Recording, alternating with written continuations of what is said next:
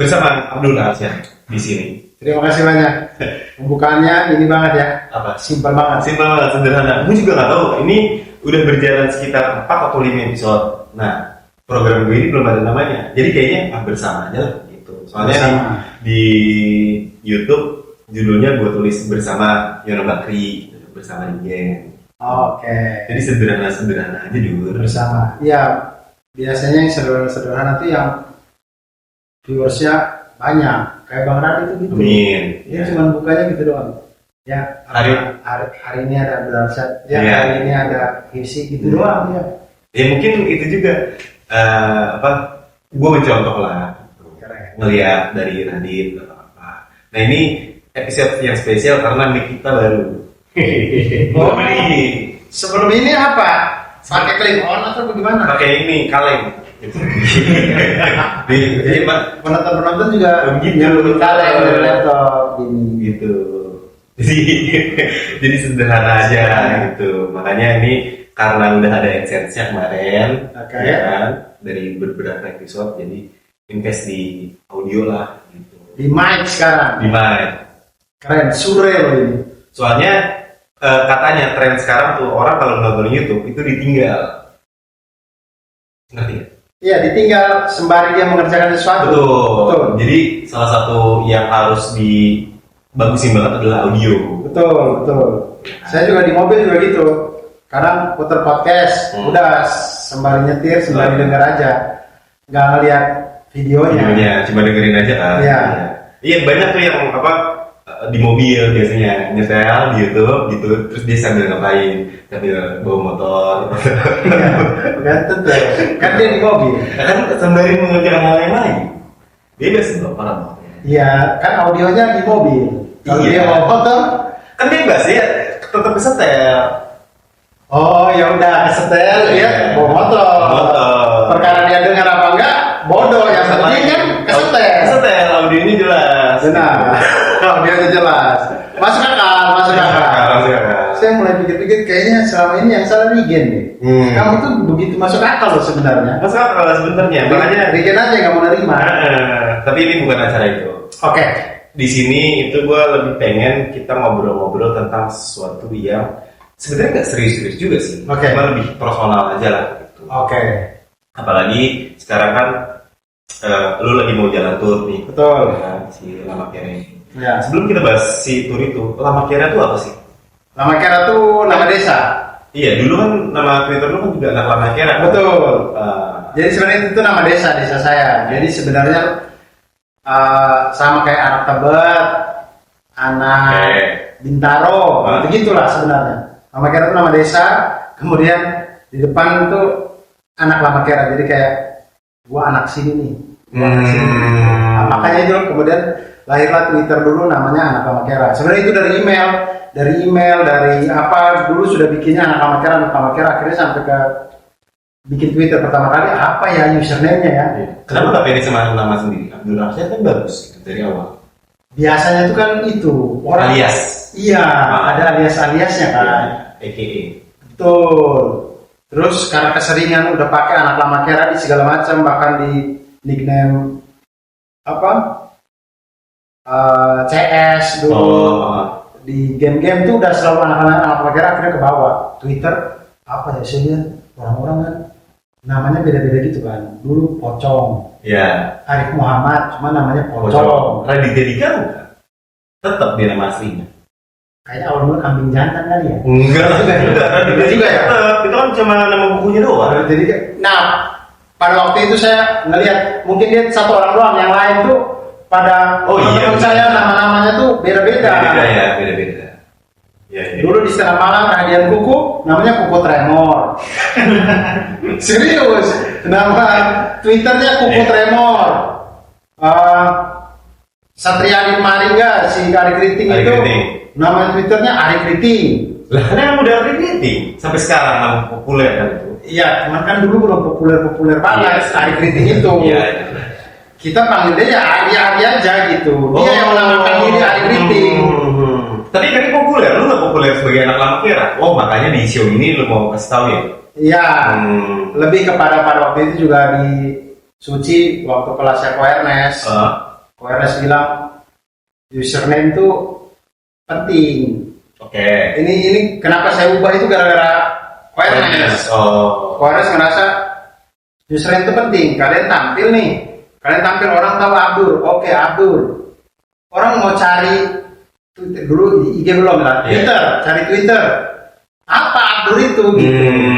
Nama Twitternya. Kalau bisa, ya kalau bisa jangan yang aneh-aneh. Udah pakai nama sendiri aja Twitter itu. Barulah di situ saya ubah jadi Abdul Arsyad. Iya. Kan dulu tuh termasuk kayak zamannya Ardhita Rwanda. Aditya Takwa dia. Aditya Takwa. Terus dikasih tahu juga sama Ko Ernest. Oh iya. Ko Ernest dikasih tahu di apa nama lu gitu. Jadi Aditya Rwanda. Iya. Gitu-gitu. Jadi banyak komik-komik pada waktu itu yang dikasih tahu sama Ko Ernest gitu. Seminar terselingkuh? Itu mungkin karena udah ini kali ya. Iya. Terkenal aja ya. Nah, dia termasuk penggiat sosmed pada waktu itu juga kan. Jadi udah. Jadi sama kayak Pocong apa segala macam. Iya, terus kayak si Pergi Jauh. Oh ya, Gofar. Ya, itu juga kayaknya sudah terkenal gitu. Kan kita ini kan baru merintis. Orang baru mau cari tahu. Ya jangan sampai nama itu aneh-aneh gitu. Itulah ya. Akhirnya saya ubah dari anak mama kira jadi Abdul Arsyad. Langsung Abdul Arsyad. Langsung pertumbuhan followersnya meningkat kan? Atau enggak? Enggak juga sih, lebih tetap Dodit Mulyanto. Iya, pada waktu itu. Tapi emang sih, Suci 4 tuh pik-piknya Suci menurut gue. Golden era ya? Golden era kali ya. Banyak yang bilang gitu nggak? Ke lu juga nggak? Iya, banyak yang bilang gitu. Kan? Terus kalau, dan itu secara data memang masuk akal juga karena secara data dari Kompas juga belum ada Suci yang mengalahkan ratingnya Suci 4. Jadi memang Suci 4 itu betul orang-orang lagi pada nonton stand up. Betul. Jadi secara grafik tuh Suci 1, 2, 3, 4 terus mulai melandai itu. 5 di gua. Ya. Terus 6 agak naik dikit gitu. Ya. Terus itu agak turun sekarang. Ya, betul. Karena ya secara finalis juga semuanya tuh punya karakter masing-masing. Ya. Karakternya sangat kuat gitu. Ada David, lu, Yawin, Dodit, Hipsi, Coki, bener. Coki Pardede, Pras Teguh tuh gila. Itu orang-orang yang sekarang jadi merajai industri semua kan? Iya. Kecuali Wendy lah. Benny sekarang. Gila. Benny Bebita. Kita Bebita, bener. Iya kan? Sekali juga siapa lagi tuh? Dodit udah rockstar dari dulu kan. Jawin lu, David. Yang hilang Lian Lin. Dia mana? Tahu? Enggak tahu dah. Ente kan sering ke Bali, ente yang harusnya tahu. Tapi kan gue nggak ketemu sama dia, pasti Bali juga. Jadi dia emang udah nggak di komunitas aja. Iya, nah itu juga saya nggak tahu. Saya setiap kali tur ke Bali. Tur. Anak-anak kalau saya tanya, Lian Lin kemana? Mereka juga nggak tahu mana. Udah hilang. Dia jadi dokter kali. Enggak semuanya emang akhirnya bertahan di industri. Cuma betul. Sebentar, kabel ada yang jatuh. Aman kali ya? Aman lah. Emang suka-suka gitu. Nggak apa-apa biar raw aja udah ini. Nggak usah terlalu terkonsep. Betul. Semuanya terlalu terkonsep. Harusnya nggak usah dilakon lu tuh cara pertanyaan sekali. Jangan gitu juga. Jadi kan tadi kan berusaha buat rapi, terus copot ya udah. Terus Suci 5 akhirnya. Suci 5. Lu ngeliat Suci 5 gimana? Dulu ngikutin nggak? Ngikutin dong. Kan Suci 5 saya itu tim Kombut, benar. Tim Kombut yang dimana kalau anda datang Kombut saya udah menyerah duluan saya berat. Kalau menurut lu lucu, berarti lucu udah. Soalnya gua nggak punya sense of humor ke situ. Betul. Pala RX King, ganti pala charger, gitu-gitu tuh. Saya kayaknya udah lucu deh kayaknya. Menurut lu lucu kayaknya. Saya nggak bisa tuh. Itu Alpi masih ada nggak sih? Masih. Nah akhirnya saya bilang Kak Alpi kayaknya lebih jago. Benar. Jadi pada waktu Suci 5 tuh gue lebih banyak berguru ke Depok. Kak Alpi Sugoi sama Coki Pardede pada waktu itu. Coki kan masih absurd kan dulu. Iya. Zaman Suci 4 juga masih absurd ya. Saya belum nonton dia yang sekarang. Sekarang udah nggak absurd emang. Ya, harusnya masih itu. Kayaknya sekarang dia bukan lebih dewasa juga sih. Maksudnya lebih bisa mengeksplorasi hal lain selain absurd. Tapi kalau misalnya dibikin materi absurd, kayaknya masih bisa dia. Masih punya series itu. Kan dia lebih banyak dark jokes gitu kan sekarang. Iya, nggak maksudnya dia eksplorasi juga. Cuman pancelan-pancelannya tetap pancelan-pancelan aneh-anehnya dia nggak sih? Menurut saya masih kayak Masih ya. Masih kayak Cuma lebih ke dark joke lah dia. Sekarang lebih ya, mungkin saya belum pernah nonton Coki yang sekarang ini. Belum ketemu aja. Jadi dia juga di stand up fest nggak tampil. Oh, MC. Iya, Mas. Kemarin MC nggak? Oh iya, MC. Iya.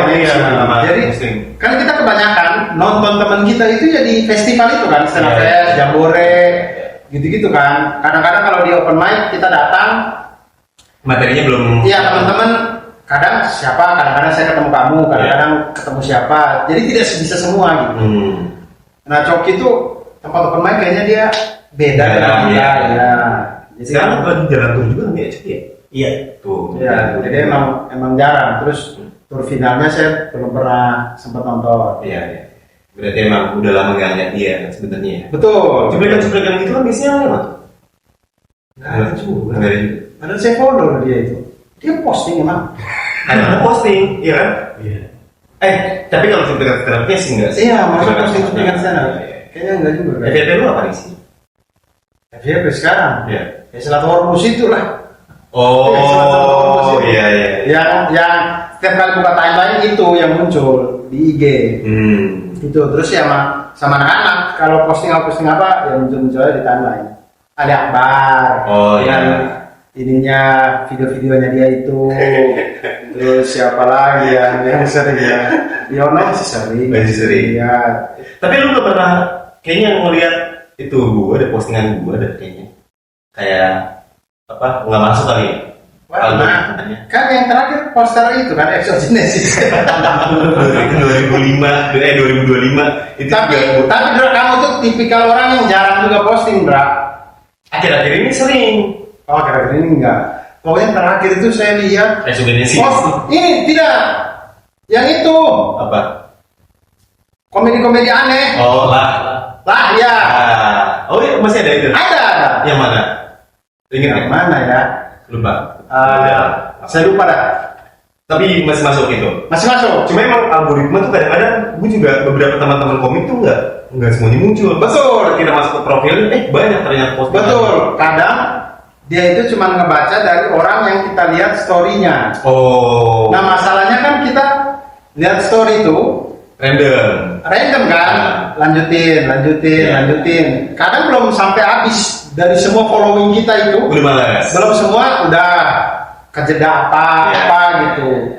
Nah terus akhirnya yang muncul di feed kita cuman yang story-story yang kita lihat itu. Ya itulah pokoknya algoritma. Nah, ya terus orang yang sering kita lihat story-nya akhirnya dia berada di depan-depan terus. Iya. Akhirnya ya itu doang. Di situ aja komputernya. Itu termasuk ini nggak kayak dampak buruk sosial media nggak juga? Karena kan yang kita lihat kan sebenarnya orangnya itu doang. Yang tadi masalah story di kiri atau apa, algoritmanya juga menentukan dari apa yang kita like doang kan gitu. Iya, harusnya sih kalau following kita dikit ya, kita bisa lihat semua tuh harusnya. Following gua 700-an. Iya, saya juga segitu, saya 1000 kan. Oh, banyak. Iya. Gak seribunya lu liatin kan? Iya, makanya kalau lihat story itu pasti nggak bisa sampai tuntas. Iya.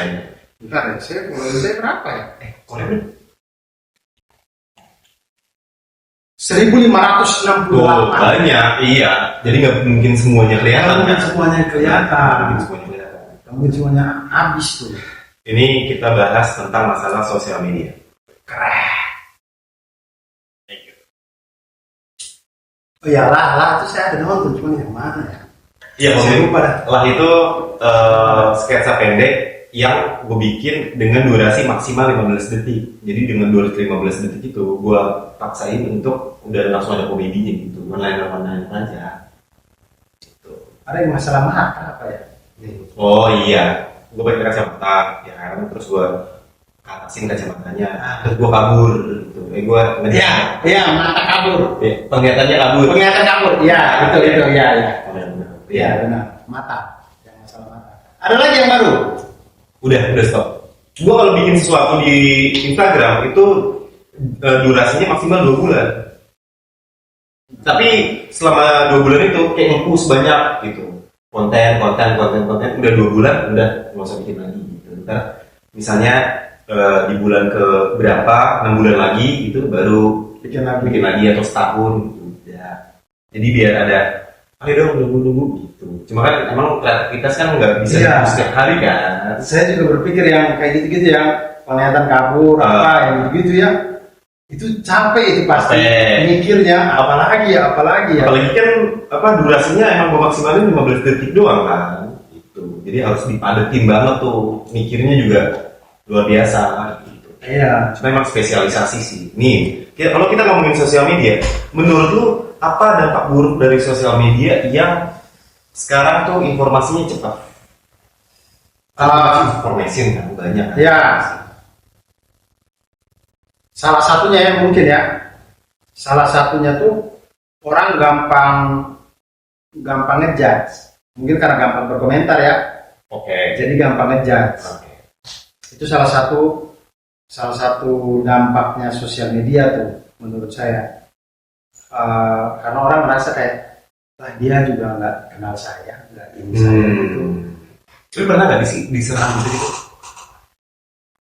Pernah, harusnya sih pernah ya. Artinya aman-aman aja sih. Tapi tidak ada yang secara membatin gitu. Satu konten 1000 komen semuanya nyerang itu nggak ada. Ada paling mungkin dari komen-komenan itu mungkin ada 3-4 komen mungkin. Komen yang sering itu pasti kayak gini. Apa sih lucunya Abdul gitu? Ada gitu. Terus ada yang DM. Oh iya. Ya, yang DM tuh udah karena di komen dia mungkin takut kebaca kali ya. Di DM tuh udah kata-katanya udah enggak ada sopan santunnya itu udah maki doang gitu lah. Isinya maki semua itu. Bahkan ketika dia DM maki gitu ya. Gitu lah. Kata-kata kasar. Saya lihat ke atas, ternyata udah sering dia ngomong gini. Udah sering notis. Iya. Dia udah sering banyak banget. Terus dari dulu ternyata dia ini. Gitu lah ada. Dari Suci 4 berarti tuh biasanya tuh. Hater Suci 4 kan juga banyak mungkin. Tapi Suci 4 belum ada IG. Ini DM IG ya? Iya. Kalau DM Twitter udah jarang. Iya. Jarang banget. Apa gara-gara masalah sama mama? Lu kenapa sih sama mama tuh friksinya tuh kayaknya kenceng banget gitu. Apakah memang ada hal personal atau Gak ada, kalau personal gak ada. Gimik-gimik aja? Ya, lebih kepada sering suka bercanda aja.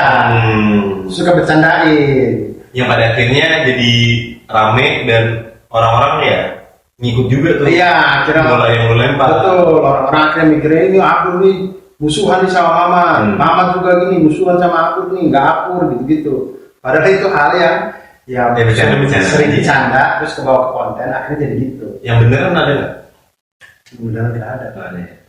Oh iya, gue lupa mau bahas. Kemarin postingan tangan itu, yes, itu akan ngelit ke film Si Titik Kumpul itu. Betul. Karena udah bisa diceritain. Udah boleh kan orang udah pada tahu juga. Udah pada tahu juga ya. Ya, udah masih internal.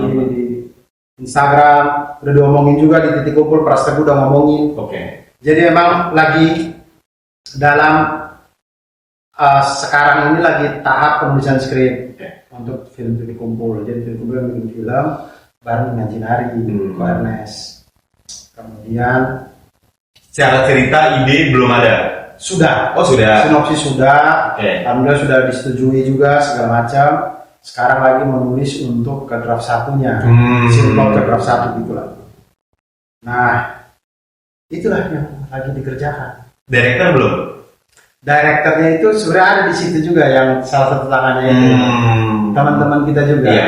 Tapi belum lah ya, belum boleh di-spill. Iya sebenarnya di video-video itu udah ketahuan. Cuman secara resminya karena belum di-spill saya jadi enak kalau ngomong. Iya. Tapi sutradara udah ada yang nulis. Saya bareng script developernya sama Ari Kriting sama Bang Ari. Kita lagi mau nulis ke draft satunya. Cuman Ari Kriting kan mau show nih tanggal 2 besok. 2 Mei besok dia lagi mau show, mungkin ada benarnya. Jadi biarin dia fokus itu dulu. Baru nge-develop. Ya, habis itu kita nggak mau dari sinopsis itu. Gua gimana ya, bukan kerasa sih, cuma kesempatan film tuh gua masih dikit. Jujur. Itu yang di GJLS ya? Iya, GJLS ada ya. Itu juga cuma satu scene doang. Saya nonton ya, ada itu. Itu kan juga ya cameo aja lah. Itu juga karena Regen juga yang minta sama Mas Indra. Jadi ya dapat. Makanya gue ngerasa kayak kapan ya kesempatan itu datang gitu. Apakah dengan meminta itu bisa misalnya ayo ajakin dulu besok nih ketik pukul gitu. Apa itu urusannya si Kesdir? Urusan Kesdir sih ya. Iya. Apalagi gue orangnya jarang akrab sama orang gitu, maksudnya nggak yang ngeblend banyak. Enggak, sebenarnya ini kalau dari saya ya, orang tuh biasanya tuh karena nggak tahu aja kita pengen main film. Oh iya, serius. Saya tuh sering ketemu Kesdir yang kayak dia tuh kayak anak komik siapa lagi ya, anak komik siapa lagi ya. Nah terus saya kayak kasih tahu ini mau nggak ya dia main film? Ada gitunya. Jadi kalau Anda pengen main film itu harusnya diungkapkan itu. Dia gimana mengungkapkan? Dia masih diungkapkan di podcast di mana gitu. Ini potong ya, kita bilang ya, saya mau main film. Nah gitu, jadi orang tahu kayak oh mau main film nih. Karena banyak orang kayak nanya yang sering saya temui itu mereka nanya bintang Emon, nanya Arif Brata, gitu. Terus saya kasih aja nomor manajernya teman-teman itu. Lu coba hubungin aja. Iya kan gak ada yang nanya gue. Iya sih. Cuma mungkin ya karena itu, karena orang nggak tahu aja kalau Indra Primawan tuh pengen main film. Emang nggak kelihatan gue pengen main film? Enggak. Orang tuh mikirnya tuh Anda tuh idealis tahu. Kalau dari ini nih kacamata awam nih, Indra tuh yang nggak industri. Dari kacamata awam nih, Indra tuh nggak industri. YouTube aja dipilih-pilih, ini jadi gitu. Ada gitunya ya? Ada gitunya. Nah itu, makanya gue salah satunya adalah nge-grow YouTube gue sendiri ini, terus ngasih tahu gue siap untuk kesempatan-kesempatan yang lebih luas gitu, salah satunya main film. Kayak nulis, terus jadi kompon. Kan sempet kan beberapa kali teman-teman tuh, oh sini udah jadi kompon, sini jadi kompon, sini dari Bella jadi kompon kan kemarin tuh. Terus David, sebelumnya Awe, segala macem. Nah gue pengen juga tuh. Kayak betul. Dan ini infonya ya Bra, sekarang setelah komik-komik itu lagi kewalahan permintaan kompon. Lagi kewalahan karena saking banyaknya permintaan. Tuh, nggak ada yang nawarin gua.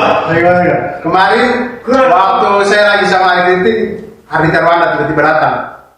Siapa ya komik yang bisa kompon ya? Kita sebutin nama ini. Udah, ini lagi jalan ini lagi jalan ini. Ardit, mana ya Ardit? Mas, karena orang nggak tahu kalau ente itu pengen kompon juga gitu. Iya ya. Iya, komik banyak nih. Cuman yang kita tahu kayak yang mau kompon, yang mau bersusah payah di situ siapa gitu. Yang kita tahunya ya yang seperti dia saja, yang sudah pernah ini gitu. Mau gue sebenarnya, maksudnya ya belum kesempatannya. Kalau misalnya dibilang apa pernah main film, pernah hitungannya ya jadi kamera doang gitu, bukan yang pemeran pembantu apa supporting role atau apa. Iya harusnya Anda tuh jadi komkonnya GJLS. Nah itu harusnya. Iya kan.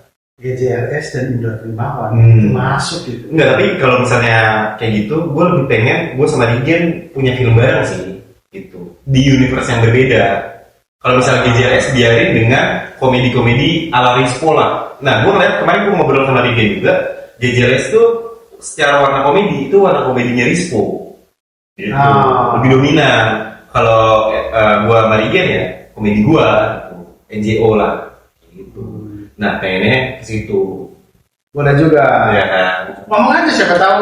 Kan Regen udah akrab sama Mas Indra, siapa tahu Amadeus mau bikin. Ya, boleh. Regen yang NCO itu, namanya juga orang, gila. Lu juga pernah jadi kompon kan? Pernah. Berapa kali? Komkon berarti dua. Oh, baru 2. Dua atau 3 ya. Oke. Secara pekerjaan Komkon tuh ngapain? Tergantung sih, Dra. Biasanya komedi konsultan itu tergantung permintaan. Oke. Jadi ada yang minta dari script development, mulai sampai syuting. Ini yang lengkapnya ya. Oke. Biasanya dari script development, dari draft 1 lah. Draft 1 jadi dia masuk tuh, Komkon. Masuk sampai syuting, syuting sampai selesai. Ada juga yang cuma minta di script doang. Oke. Syuting nggak ikutan. Oh, skrip jadi, tinggal dirubah-rubah gitu-gitu. Ya, itu sudah gitu doang. Ada yang bantu script, terus bantu reading. Oh. Syutingnya enggak. Oke. Kalau lu waktu itu semuanya? Saya dari script tapi tidak dari draft 1. Kalau yang mendarat darurat itu dari draft 3 ke draft 2. Iya. Bang Panji panggil saya sama Bari. Syutingannya juga ikut kan? Sampai syuting ikut. Kalau yang CTS yang series itu saya Komkon tapi dari nulis saya. Nulis saya, Komkon saya juga. Sampai gimana syuting dan segala macam. Itu. Berarti kan secara aplikasi di lapangan itu kan beda banget ya sama komedi-komedi yang biasa di stand up gitu kan? Ya, ada trik-trik khusus nggak? Kalau misalnya mau jadi Komkon visual lah ya, hitungannya kan kalau film kan ada ngebangunnya dulu atau apa cara settingan ya kan? Betul. Itu juga perlu belajar tuh. Ada dibangunnya, makanya saya Komkon, cuman saya itu tipikal Komkon yang tidak bisa ditodong di lokasi. Karena Anda tahu ya, saya ini kan bisa lucu karena nulis. Oke. Saya tuh nggak bisa tektokan, maksudnya yang tektokan lucu gitu, susah saya tuh. Oh iya. Otak saya kebetulan itu, saya tuh harus nulis yang open mic gagal, berarti nggak bisa ini pasti. Harus diubah. Ada trial and error lah. Saya tuh kalau bikin materi itu selalu gitu. Jadi kalau Komkon itu pasti skrip udah didapat, sudah diperbaiki dari reading, dari segala macam. Bahkan waktu hari syuting pun itu saya datang lebih dulu, saya lihat dulu. Oke, set yang dipakai ini apa yang bisa dimainin. Oke, in frame-nya ini dari mana, scene sebelumnya ini apa ya yang bisa kalau misalkan mau ditambah. Nah, saya susah tuh kalau kayak pernah di mendarat darurat. Ceritanya Mbak Asri Welas tidur. Bukan. Ceritanya Glenn tuh si ininya siapa namanya? Reza Radian. Reza Radian itu ceritanya kecapean. Terus tidur di kamar di lantai. Kamera atau angle. Oke. Udah. Reza tidur di pancaran aja, tidur di light karena capek. Bang Panji udah gue ambil dulu. Kasih Reza dong tidur yang lucu. Allah, tidur yang lucu. Gimana? Coba gimana? Ini nggak ada setup, nggak ada apa. Tidur yang lucu. Oke. Itu saya dari si Panji ini serius. Itu dari monitor. Karena saya udah debat duluan sih. Masa tidur yang lucu sih? Benar, gua butuh nih tidur yang lucu. Beneran. Itu saya jalan dari monitor ke set itu sambil mikir tuh. Bisa tarik balik. Itu ke sana saya sama Pak. Terus di situ lah baru mikir apa yang tidak lucu. Akhirnya ketemu. Menurut kami nggak lucu banget. Tapi penting ada lah ya. Ada lah yang dikasih yang tidurnya kakinya di mana, kepalanya di mana, yang gitulah. Pokoknya gitu aja gitu. Nah, Bang Reza itu salah satu orang ya aktor yang sangat menghargai komedi konsultan. Oke. Dia tuh benar-benar respect gitu. Iya. Dia tahu kalau kayak kami gini dia oke Dur, saya gini, giniin kali ya gini, oke bang, itu juga boleh. Gitu. Habis aja. Ada lagi ya? Nah, Reza Radian kayak gitu tuh, kalau habis sih kayaknya. Baik-baik. Ada nggak tapi rokok Anda? Nggak ada habis. Habis itu. Gak usah dicari orang habis. Beli. Nah gitu, itu. Jadi saya tuh karena saya sering tuh, saya main. Terus Wawan Cikuk tuh. Oh jago dia. Jago dia. Nongkrongnya jago ya. Nah dia tuh sering tuh, saya beberapa kali film dia yang kongkong, dia suka ditodong gitu tuh. Ini gimana nih biar scene-nya lucu? Dibikin sampai lucu. Tapi berarti emang masuk insting ya? Iya. Insting. Itu dia. Nah saya tuh tipe kongkong yang kita udah ngobrol. Jadi saya udah mikir ini dari reading apa segala macam, udah patok, udah gini ya, gini ya. Nggak bisa ditodong. Ya kalau di lokasi pun ada perubahan dikit-dikit, ya perubahan mungkin karena kita mainin set atau apa, gitu aja. Tapi kalau ngubah dari awal, itu saya harus paling minimal ya. Itu scene masih sore atau scene malam, ngomong dari pagi deh. Ada waktu buat mikirin. Pokoknya ada waktu buat mikirin. Jangan ya. Ini slide mau masuk, kemudian baru mikir, ini kurang lucu kan? Bikin lucu dong, itu saya mati kutu sih. Berarti lu dari dulu kayak gitu tuh, secara komedi. Betul. Secara bangun. Saya sangat sadar bahwa saya itu komik yang lucu karena nulis. Oke. Bukan cara tongkrongan, bukan betul. Ya Anda tahu lah, saya kalau di tongkrongan tuh nyumbang tawa doang saya itu. Kalau saya nimpalin, pasti itu gak lucu tuh, kayak ya apa sih absurd, pasti gitu. Benar. Itu bukan kelemahan sih ya. Salah satu ciri komik nulis emang rata-rata kayak gitu ya. Beberapa komik nulis yang gua tahu sih kayak gitu ya.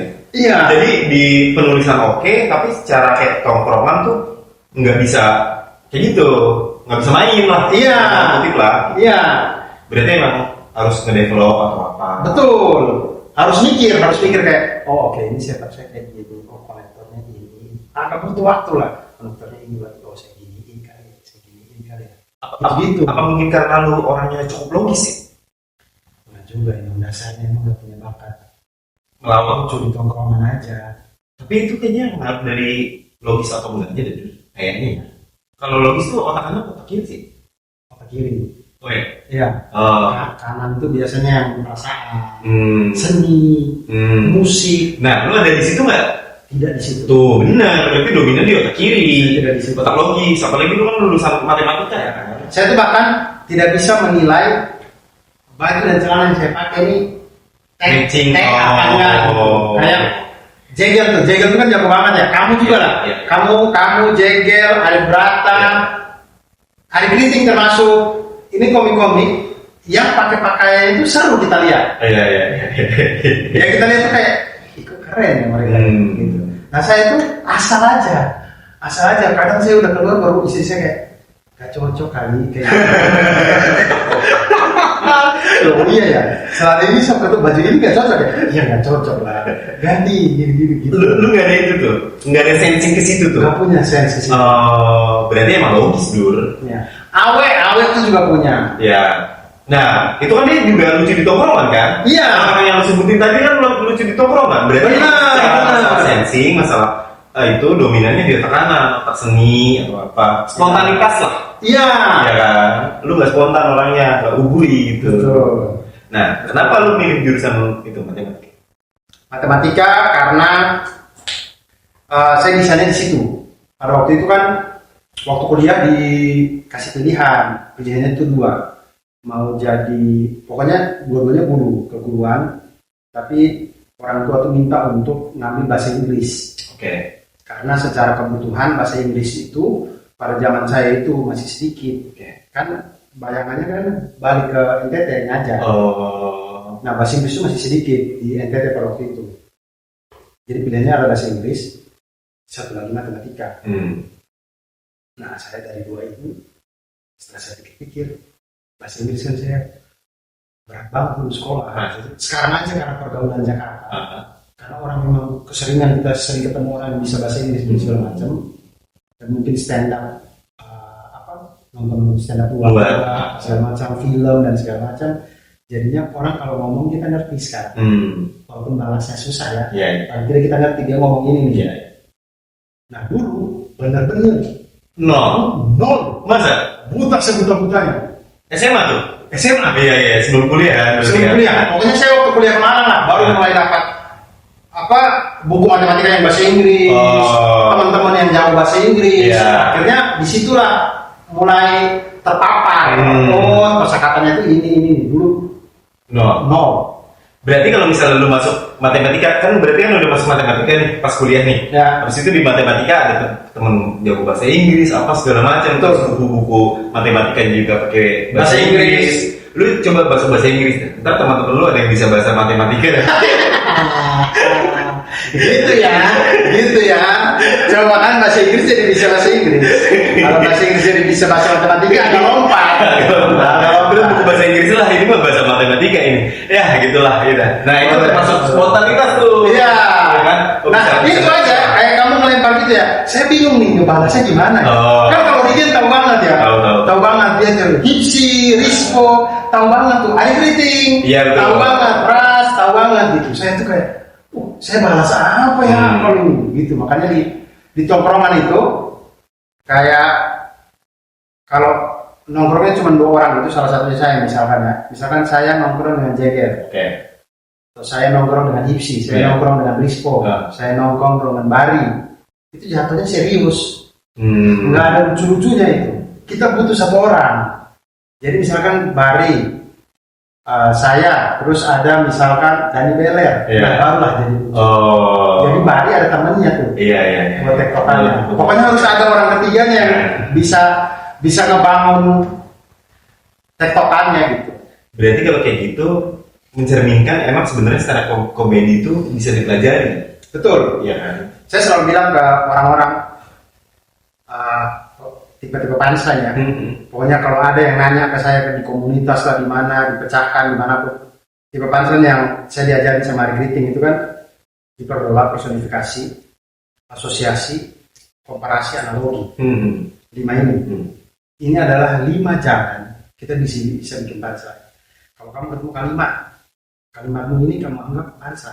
Coba selidiki kalimat ini masuknya kemana? Masuk kemana? Hiperbola kah? Personifikasi, asosiasi, analogi, komparasi. Kalau 5-5-nya nggak masuk, berarti bukan punchline. Itu untuk komika normal. Karena di luar kenormalan ini 5 hal yang semua orang bisa pelajari. Ini komika normal bisa pelajari. Tapi kalau Anda komika yang tidak normal, ada gift-nya, ini ada jalan-jalan berikutnya. Diksi lucu, dualisme, absurditas. Nah, ini nih 3 ini bisa buat orang-orang yang ada gift-nya doang. Seperti Indra Primawan, Firza Logika, Rispo, Ebel Cobra, Geralio. Itulah orang-orang yang bisa mengakses 3 ini. Jadi ibarat kalau kayak One Piece, Haki Raja. Wah, gua agak ngikutin One Piece. Kalau Naruto tuh ada apa ninjutsu ya. Iya. Nah ada ninjutsu yang tinggi lah. Yang mungkin dia bisa menguasai 3 ninjutsu atau apa berapa. Ngerti lah gitu. Nah itu kan tidak semua orang di Naruto bisa. Spesialisasi dari klan tertentu ya biasanya ya. Gitu doang. Kayak Sharingan gitu lah. Iya. Cuma Uchiha doang yang bisa. Nah kita yang lain ini ninja biasa. Kita tuh ya lempar bintang bisa, menghilang bisa, lari di pohon bisa. Gitu. Itu yang bisa dipelajari semua ninja bisa gitu ya. Tapi kalau udah Sharingan, Amaterasu gitu kayaknya udah pelan tertentu aja. Tapi itu kan ngomongin yang 5 aspek tadi tuh, yang masalah punchline. Kan ada yang namanya persona. Menurut gua, lu juga salah satu orang yang personanya kuat dan itu lebih ke personality kan. Ya tapi persona kan nggak bisa munculin punchline. Itu tadi 5 hal tadi tuh buat munculin punchline. Terlepas personanya itu pokoknya. Terlepas personanya kuat apa tidak, itu nanti dulu. Yang penting ini 5 hal yang kita semua ini di dunia ini bisa kita pelajari. Kita semua bisa lucu di panggung melalui 5 hal ini. Kalau Anda berharap Anda ini normal-normal aja, tapi mau lucu di panggung kayak Rispo, ya susah. Orang akan nolak. Rispo tuh bisa kayak gitu, ya karena kamu udah begitu.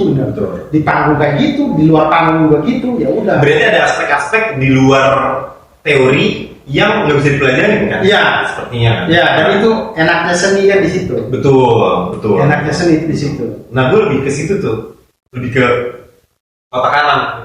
Perasaan atau apa. Ya. Berarti lu orangnya nggak melo. melo sih, melo juga, bucin juga. Oh iya. Iya, bucin juga. Cuman bucinnya tetap pakai logika juga sih. Saya masih mikir kayaknya nggak worth it. Masih kadang-kadang masih mikir. Itu susahnya untuk orang yang kayak gue gini, dominannya di otak kanan, yang lebih ke perasaan. Jadi gue tuh sering kayak menikmati lagu tuh sampai kayak sehari-harinya gitu. Terus menikmati seni tuh kayak lukisan sampai sehari-harinya. Nah, ketika dihadapkan dengan sesuatu yang bersinggungan dengan perasaan, itu dalam banget gitu. Makanya gue sering berkontemplasi apa-apa. Saya kayaknya gitu juga, Kak. Cuman saya kalau lukisan enggak ya, saya nggak ngerti sebenarnya. Saya mau dipotong ini saya nggak ngerti. Oh iya. Saya nggak paham. Karena itu tadi orang matching pakaian aja saya nggak paham, apalagi ini lukisan. Iya. Bahkan sampai sekarang saya nggak tahu Mona Lisa itu kenapa begitu legend, itu saya nggak paham. Oh itu. Kenapa Mona Lisa itu legend? Ini mau jelasin nggak? Boleh. Oke. Ini secara logis ya. Penjelasan secara logis kenapa si Mona Lisa itu sangat legend. Jadi pada waktu itu informasi yang beredar di masyarakat itu kan belum luas kan. Maksudnya kayak surat kabar atau internet itu kan belum ada. Maksudnya ya surat kabar ada, cuma kalangan-kalangan tertentu doang. Di zaman Mona Lisa diciptakan. Di zaman Mona Lisa diciptakan tuh sama si Leonardo da Vinci itu. Ya. Sama da Vinci. Nah, suatu kali si Mona Lisa udah jadi nih. Lukisannya udah jadi pesanan orang. Ya masih jadi lukisan biasa aja. Udah dipajang di museum. Kecil doang kan dia Mona Lisa tuh sebenarnya. Pernah lihat aslinya? Pernah. Oh. Dia kecil, enggak gede banget. Ya mungkin segini. Agak gede dikit. Oke. Aslinya tuh segitu. Udah jadi lukisan biasa aja. Nah, suatu kali si Mona Lisa ini dicuri sama orang. Oke. Dicuri sama orang karena lukisan biasa. Orang-orang nggak sadar kalau Mona Lisa itu dicuri. Gitu. Karena emang ya udah lukisan biasa aja. Sampai suatu kali ini Mona Lisa apa? Raden Saleh nih. Enggak Mona Lisa. Beneran ya? Anda jangan tipu-tipu saya juga. Kok film mencuri Raden Saleh lagi? Enggak ya? Oke. Dicuri ya Mona Lisa. Habis itu nggak sadar nih orang-orang, pengunjung apa segala macam. Sampai akhirnya ada satpam yang sadar lah. Ini kok lukisan Mona Lisa hilang segala macam. Nah, diberitakanlah si Mona Lisa ini kalau si dicuri. Ini dia dicuri, hilang. Diberitakan di surat kabar. Surat kabar mulai populer dari saat itu gitu. Itu hilangnya sekitar berapa tahun segala macam gitu sampai akhirnya ketemu. Oh ini dia lukisan yang dicari-cari itu udah akhirnya populer. Gitu doang Dor. Nah ketika udah populer orang-orang udah mulai langsung ke arah seninya baru. Oh gimana tata lukisannya atau apa gitu. Ini ada pesan tersembunyi atau apa, udah mulai konspirasi. Tapi awal mula terkenalnya itu karena itu gitu. Jadi orang-orang tuh melihat apa nih lukisan ini, oh Mona Lisa gitu ceritanya. Nah karena gue suka sama seni makanya gue tahu sejarah kayak gini. Gue tuh sangat into banget sama sejarah gitu. Nah saya nggak paham tuh lukisan itu. Iya. Cuman kalau kamu bilang dengar lagu sampai gini gitu, saya juga kayak gitu. Oh ya. Makanya saya kemudian menghindari lagu-lagu yang bagus. Karena bukannya itu enak ya maksudnya? Karena takut kebawa perasaan. Saya pernah ya zaman awal mula Bernadia. Kan saya tahu itu dari Mukti itu. Waktu saya pokoknya saya ngisi sama dia sun apa ya?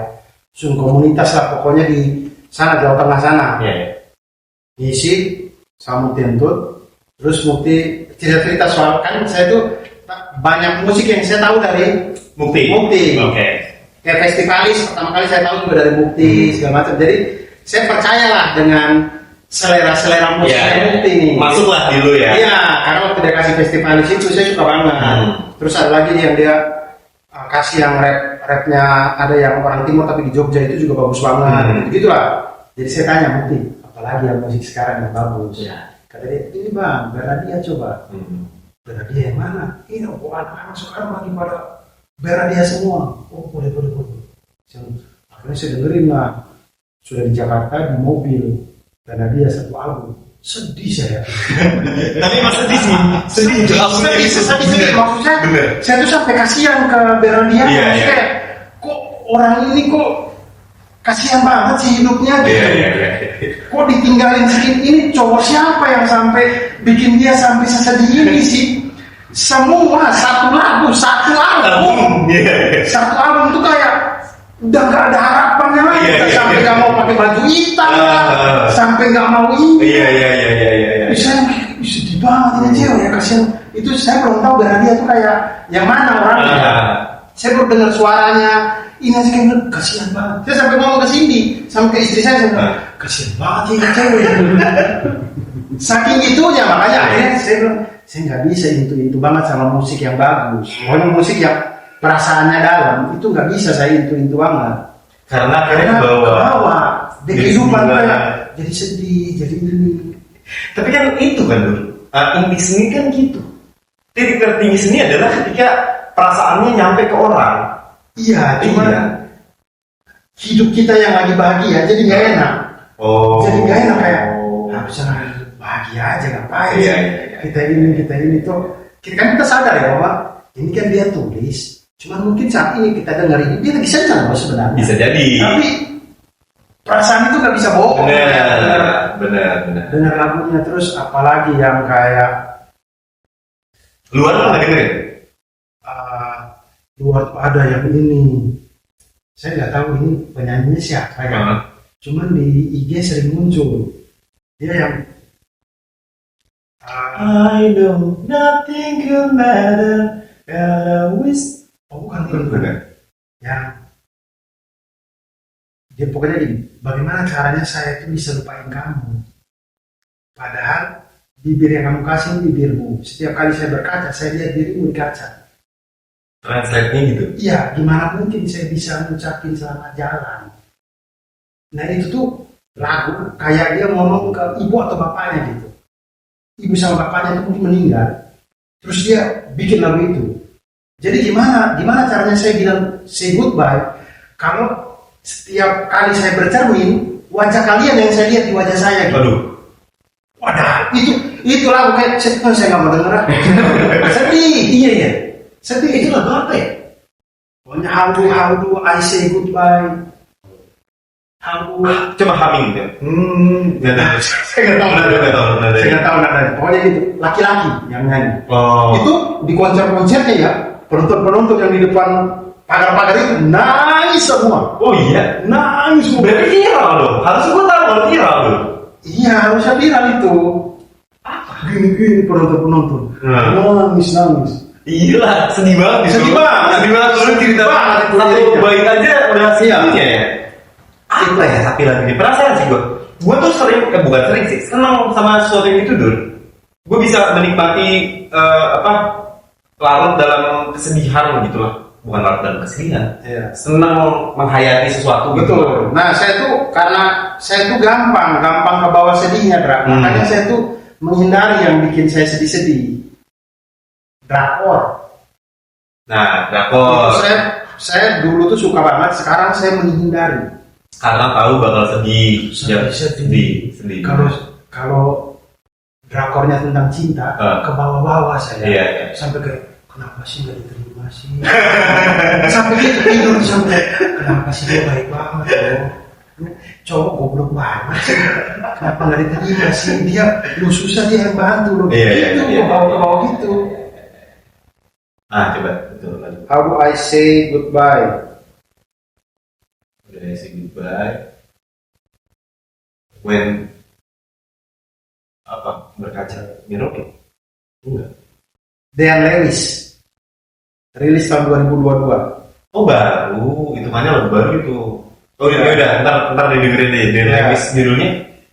How I say goodbye mungkin Dean Lewis ya. Dean Lewis. Iya. Ini juga yang nonton ini yang saya. Wah, orangnya juga seni banget sih. Iya, kelihatan ini. Ente harus dengerin. Ini penontonnya.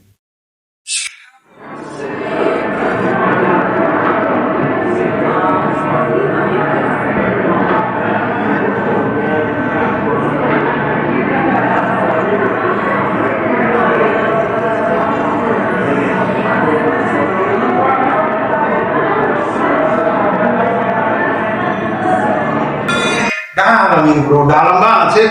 Dengerin sih, nggak lama, saya nggak mau denger. Drakor termasuk saya drakor terakhir yang saya nonton, saya nangis terus sampai sekarang saya udah nggak mau nonton drakor lagi tuh Repli 88. Oh, Repli iya, 88 iya. nangis mulu saya, hampir setiap episode saya nangis. Keluar kalau kayak waduh, udah kayak bajingan lah itu. Karena secara bentukan tuh lu tangga gitu loh. Iya. Kuat gitu lah. Iya, mungkin kalau ya secara looknya, secara ininya, cuman kalau bermain di perasaan, film-film keluarga, gitu saya lemah saya. Iya. Satu kakak 7 ponakan, lemah saya. Lemah saya. Lihat kesian juga ya. Apa ini ada hubungannya sama masa kecil gitu dulu? Jadi kayak ngerasa relate atau apa? Atau emang lu orangnya kayak gini? Ya, mungkin itu juga. Cuman kayak Gua kalau setiap ngomongin keluarga sih emang sedih sih. Pasti. iya, sedih. Kalau masa kecil itu ya susah. Cuman susahnya itu ketika sekarang dikenang tuh bukan sedih, lebih ke Lucu. iya lucu. Kalau di istilah film tuh for the plot lah ya. Iya. For the plot, ya jadi biar ada dinamika Iya, gitu. lebih ke lucu-lucunya. Gitu. Tapi kalau sedihnya sih nggak terlalu kayak sampai nangis gitu Iya. ya. Cuman kayak ngingat-ngingat kejadian-kejadian yang sedih ya sedih, terus ngingat ya itu tadi film-film lah, lagu-lagu. Berarti terakhir nangis karena film atau karena lagu? Sejujurnya saya terakhir nangis karena ceramah. Ceramah di mana? Karena dengar ceramah. Oh, denger dari YouTube. Ya dari radio. Serius radio? Iya serius. Udah vintage banget tuh radio. Iya. Biasanya kan podcast atau apa, kita bisa cari sesuai dengan apa yang kita mau. Kalau radio kan random nganggur. Ya, tidak, tapi radio itu ada. Kalau ente tahu 100,1 FM itu radio Rojak. Radio Rojak itu radio Islam. Oh. Isinya itu seharian ceramah ngaji Okay. itu aja gitu. Iya. Nangis terakhir saya ya karena ceramah sih. Ceramah. Itu ngomongin apa? Ngomongin Ramadan. Oh, Kemarin. ini bulan Ramadan apa udah Lebaran? Sekarang Enggak, maksudnya pas yang pas Ramadan, pas saya pulang malam-malam dengerin itu tuh ngomongin masalah tentang gimana kalau ini Ramadan terakhir kita, jadi itulah pokoknya mengingat mati lah, apa aja yang kita persiapkan belum mati, segala macam. Sedih lah.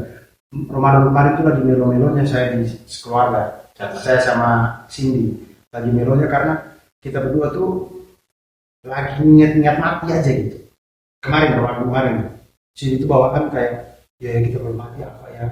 Hampir setiap malam kita ngomongin masalah kita mati. Iya. itu lu nggak menghindari? Gak menghindari kalau itu. Nggak, iya, menghindari topik obrolan itu. Soalnya kan, ya lu tadi aja lagu aja lu hindari. Iya. Apalagi ini kan yang real gitu ya. Ya, Sebenarnya. cuman itu ya udahlah, saya terima. Cuman sampai di titik Cindy nangis, saya juga sedih gitu. Apalagi waktu saya syuting sama Ustadz Alfi pada waktu itu.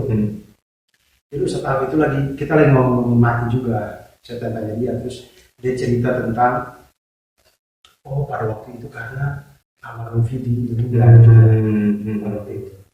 Terus Ustadz Alfi cerita, bagus ya Vidi meninggalnya ini segala macam gitu. Kemudian lanjut ceritanya, Ustadz Vidi cerita almarhum Babe. Waktu almarhum Babe meninggal itu bagus banget. Meninggal itu kalau dalam Islam tuh husnul khotimah lah, bagus banget. Insya Allah husnul khotimah di Babe. Nah terus saya dengar cerita tuh, bisa tapi tahu kalau saya tuh kayak terharu juga gitu. Pulang saya ceritain ke sini, cerita gini, sini nangis. Saya juga sedih gitu. Maksudnya kita bisa nggak ya meninggal kita sebagus Babe gitu.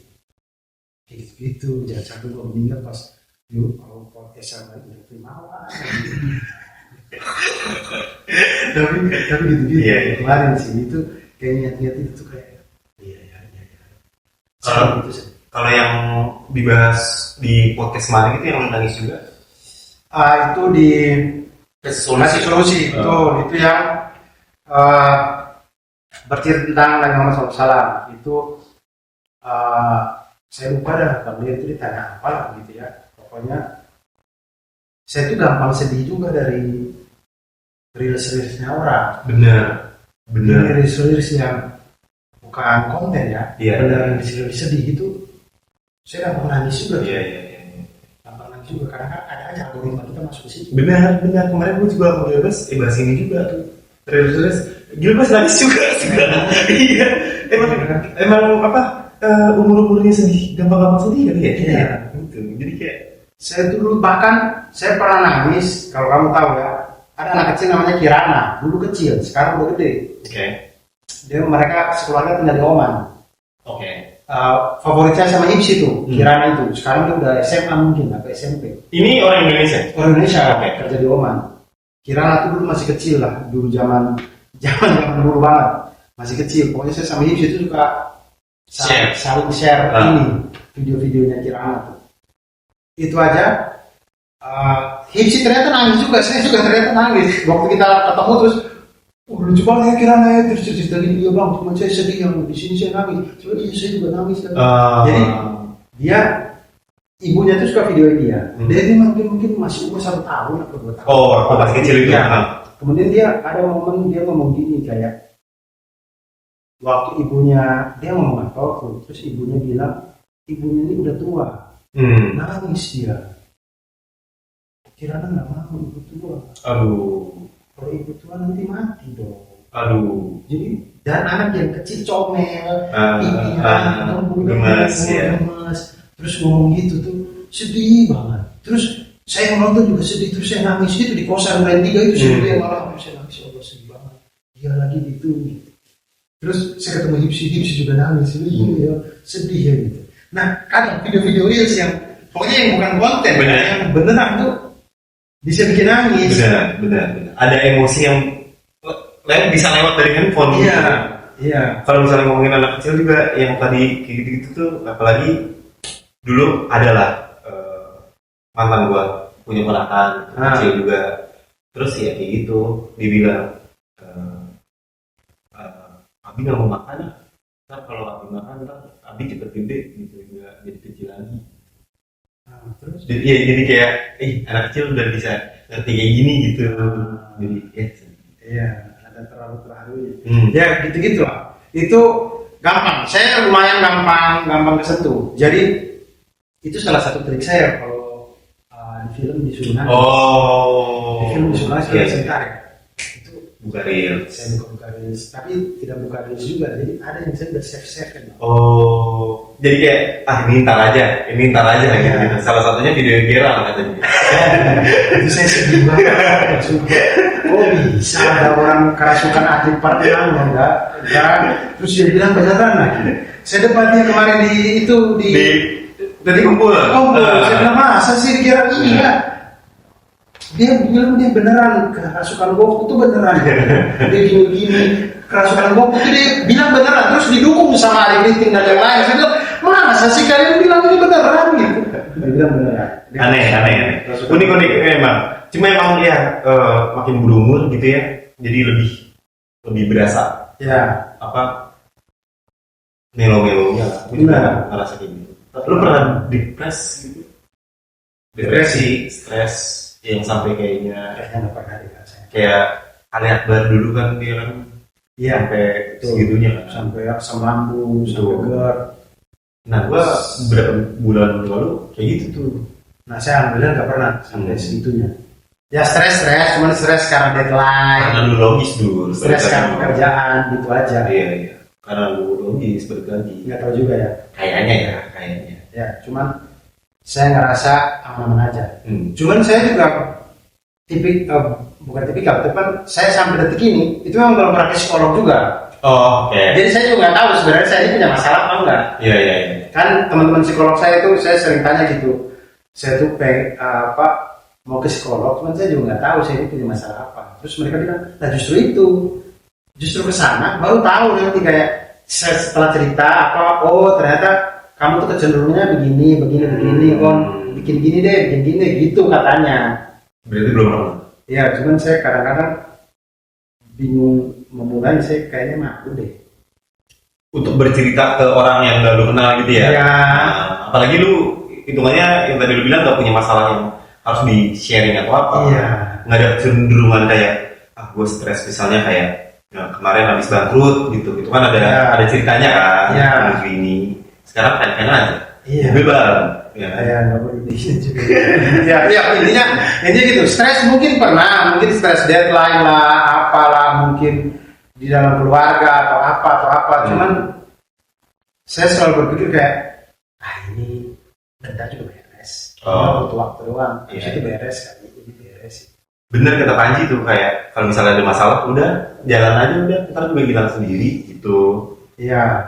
Nah, Bang Panji tuh, kalau Bang Panji ngomong gitu valid. Betul. Valid karena beliau itu dulu kan pemarah banget kan. Kalau kita dengar ceritanya, dia juga sering cerita dia pemarahnya minta ampun. Pemarah itu sampai di tingkat yang di mobil lagi jalan pengen buka terus buang badan, buang. Lu pernah jadi saksi depan mata langsung lihat dia semarah itu? Nah, beruntungnya waktu saya gabung Cumika, dia udah masuk ke psikolog yang anger management. Dia udah mulai menerapkan itu, jadi dia nggak marah-marah lagi. Kalau gue pernah tuh, waktu zaman kasusnya MLI mau matenin itu, waktu itu lagi pembubaran panitia opener juri bicara. Kejadiannya pas di situ tuh, pas tahu berita itu langsung marah. Nah itu, saya dengar cerita marahnya ini dari dia dan dari Bari. Bari kan bilang banget, bapaknya itu marah-marah banget. Nah kemudian dia rutin anger management, artinya dia sering lah berhubungan psikolog dan segala macam. Jadi ketika kalau dia bilang, kalau gitu, maksudnya jalan aja, waktu nanti yang bukan dan segala macam, valid berarti kalau dari dia. Dan dia valid, kalau dari saya kurang valid karena saya belum pernah ya ke psikolog. Jadi saya asal-asal menerka aja. Iya, berarti prinsip yang lo pegang untuk ketika ada masalah atau apa tuh nggak dipikirin banget berarti? Dipikirin ya, cuman saya yakin waktu akan menyelesaikan kok. Ini emang waduh susah ini, udah waktu menyembuhkan. Jadi kayak misalkan sampai ke hal kecil, misalkan kayak taruhlah sekolah anak belum ke situ ya? Belum ke situ. Yang desainnya aja, misalkan kayak taruhlah misalkan kayak gini, kayak mau bikin cium syuting. Misalkan syuting susah sinyal. Syuting susah sinyal. Saya samakan itu lah. Syutingnya di Sumbang. Lokasi kita dulu. Capek apa? Enggak, mobil. Naik mobil. Cuma jauh dari hotel tuh 2 jam atau 3 jam. Saya samakan bangun lah. Di grup kok ada sudah marah. Dan marah sengaja. Mungkin kalau saya tidak berpikir dewasa gitu ya, udah nggak berani menghadapi itu tuh, kayak aduh dimarahin. Udah kita lari aja dari masalah. Gitu kan. Cuman enggak, saya mikir kayak saya mencoba berlogika gitu, kayak oke, marah, tapi semarah-marahnya hal terburuk apa sih yang terjadi? Gak mungkin dipukul, gak mungkin diludahin, paling dimarahin dengan orang. Itu yang paling terburuk. Dimarahin orang, biasa, udah gak apa-apa, perasaan bener dimarahin. Nggak di depan orang, maksudnya di berdua di situ ya dimarahin, cuman sudah ya kok maaf kok minta maaf aja. Terus abis itu saya mikir kayak apa yang gue lagi marah, waktu menyembuhkan paling 3 hari 4 hari paling udah lupa. Mungkin dia masih ingat, cuma udah nggak marah. Jadi gitu, jadi saya tuh sering menghibur diri dengan itu, kayak saya tahu nih ini salah ini, cuman nggak apa-apa lah, ntar juga kayaknya reda lah. Kalau untuk istri kayak gitu juga? Iya, saya juga gitu. Jadi saya tuh kalau istri marah, itu kita bukan marah itu bukan cuma dari satu pihak ya. Kita bersih tegang lah terkait sesuatu gitu, yang saya merasa nggak salah, dia juga merasa nggak salah, cekcok lah gitu. Saya tuh yakin kayak ini mah waktu menyembuhkan kok. Mungkin malam ini emang saya jadi nggak bisa tidur bareng gitu. Saya akhirnya tidur di kamar anak gitu apa. Cuman saya yakin ini mah 3-4 hari juga beres. Habis itu beres. Besok pagi gitu sarapan udah dibikinin. Udah walaupun dia belum tegur saya, belum ini saya, cuman paling tidak sarapan dia masih bikinin. Masih ada respectnya lah. Iya, jadi kayak aman lah ini mah cuma bumbu-bumbu rumah tangga doang. Gitu-gitu. Jadi memang saya kalau lagi menemui masalah logikanya duluan yang saya kedepanin gitu, ketimbang perasaan ya. Logikanya gitu duluan. Ya, jadi saya mikir, oke, apa sih terburuknya yang kalau saya takut? Karena takut tuh biasanya dibesar-besarkan sama perasaan. Kan? Yeah. Logika itu yang akhirnya menempatkan dia sesuai porsinya gitu. Jadi logika mikir, apa emang dampak terburuknya apa sih? Gitu baru kayak kita cari. Oh iya, cuma segini doang aku sebenarnya. Ngapain kita takut banget? Nah di situ perasaan mulai kalah tuh di kepala kita tuh. Nah jangan bunuh diri deh gitu. Kalau gitu udah datang nih gitu. Itu sih, ya sebenarnya harus saya terapkan juga di beberapa hal gitu ya. Karena gue lebih ke perasaan. Bisa gitu. Harus logis berarti. Nah, kita masuk ke si anak lama kere. Sebenarnya ini show ini tentang apa? Show ini show sangat personal. Karena lu bahas tempat lahir lu, tempat apa gitu ya. Kampung saya dan judulnya juga anak lama. Bahkan judul ini kita bikin sudah dari zaman kita berkoran. Betul. Oh iya. Berkoran di Totlah. Iya benar. Totlah apa Itlah? Totlah. Itu masih ya. Itu tuh apotik ya. Apotik. Masih ada dia sampai sekarang. Maksudnya si Totlahnya udah ada. Maksudnya tempat itu masih bisa. Tempat itu masih ada. Masih ada gitu. Ya itu. Pokoknya kita pernah motoran malam-malam. Kemudian ngumpul di situ, kemudian ngobrol-ngobrol, kasih nama show deh, nama show gitu. Itu 2020 ya, sebelum COVID itu. Sebelum COVID. Iya. Sebelum COVID terus regen apa gitu. Bari itu masih. Iya. Terus Patra apa gitu. Terus saya tuh saya bilang anak lama kira bagus ya. Terus kamu bilang bagus itu bagus. Anak lama kira bagus. Oh ya udah. Akhirnya waktu saya bikin ini, saya bilang anak lama kira masuk kan. Waktu itu dulu udah diomongin di toko bagus ini. Iya. Ini dari gue. Iya. Kita diskusi ya. Saya udah bilang anak lama kira. Saya nggak pengen tuh anak lama kira bagus ya. Terus kamu yang bilang bagus anak lama kira bagus. Akhirnya oh ya. Saya nggak tahu kalau misalnya benar bagus apa ya. Bagus karena itu sangat personal. Itu kan tempat lu lahir, tempat lu tumbuh kan, sama daerah dan juga secara judul show itu menarik gitu. Ya. Anak lama kira apa nih gitu. Ya. Jadi, menimbulkan tanda tanya gitu. Kenapa personal? Ya itu dia tadi karena namanya dia dibanding dengan 4 show sebelum ini itu saya banget melekat banget di saya, jadi materi sangat personal. Saya tuh dulu sebenarnya begini, saya tuh berpikir bahwa saya tuh nggak pernah pede. Saya punya perasaan ini, jadi saya tuh nggak pernah pede stand up bahas diri saya. Saya tuh kayak nggak pede. Makanya saya bahas yang luar. Seorang aktor melihat pendidikan, seorang aktor melihat transportasi, aktor melihat politik gitu-gitu. Tapi bahas aktornya, saya tuh nggak pernah pede kan. Saya ngerasa kayak sepertinya apa sih saya penonton datang bayar terus dengerin saya gitu. Saya tuh nggak pede, makanya kadang-kadang makanya sampai sekarang kayak Vindes undang gitu saya bukan nggak mau, cuman saya kalau sendiri doang saya sungkan. Makanya lo ajak Mamat waktu itu. Benar, kalau ada tandemnya, ada Mamat, ada Arik Kritik saya mau tuh. Iya. Karena mereka juga bisa dibahas. Iya. Tapi kalau saya datang dibahas saya doang, saya ngerasa kayak nggak penting, saya ini hidup saya biasa-biasa aja gitu. Pas penting lah dulu. Saya nggak tahu dah, pokoknya saya ada perasaan itu. Terus sudah 4 show sudah, mulai dari Rewrite, Palang Pertama Jasa, Black Camping, Kontras.